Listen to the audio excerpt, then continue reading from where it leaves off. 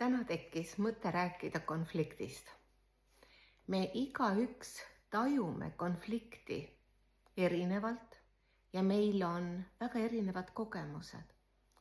Ning konfliktid ise on ka väga erinevad.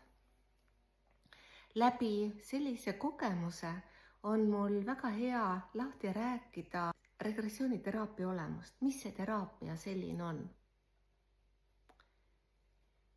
Tavaliselt, kui me räägime konfliktist, siis konfliktis on mitu osapoolt.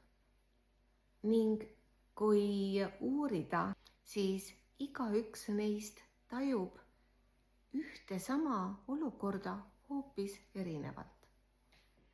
Regressiooniteraapiasse tuleb sellest konfliktist üks osapool, sest regressiooniteraapias on terapeut ja klient. Üks konfliktis osaleja võtab enda eest vastutuse, ta tahab aru saada, mis temaga toimub, ta tahab aru saada, miks selline ebameeldiv olukord, selline frustratsioon, jõuetus, mis võib viia lausa, kui see on tööalane konflikt, töölt eemaldumiseni. Miks tekib tunne ja tahtmine, et tahaks olukorrast põgeneda ja tervis läheb käest ära. Kui nüüd klient tuleb mul teraapiasse, siis turvalises keskkonnas on võimalik seda situatsiooni lahata. Ja teraapia käigus tulevad ilmsiks, mis sellega seotud on ning on võimalik seda pinget lahendada.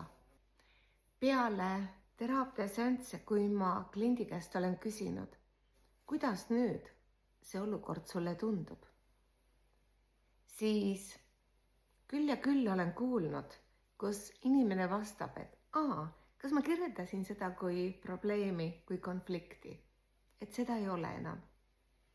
Loomulikult, see ei ole alati nii lihtne.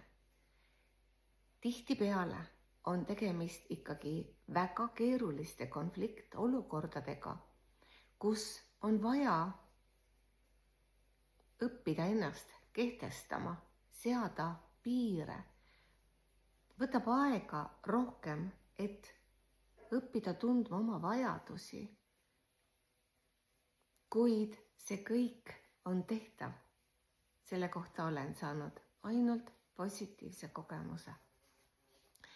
Konfliktid ja tülid on üks väga põnev ja huvitav teema. Läbi konfliktide saad tuua ellu muutusi. Ma loodan väga, et me võtame tulevastes terapeudi juttudes selle teema ette ja arutame seda juba kolmekesi. Kohtumiseni!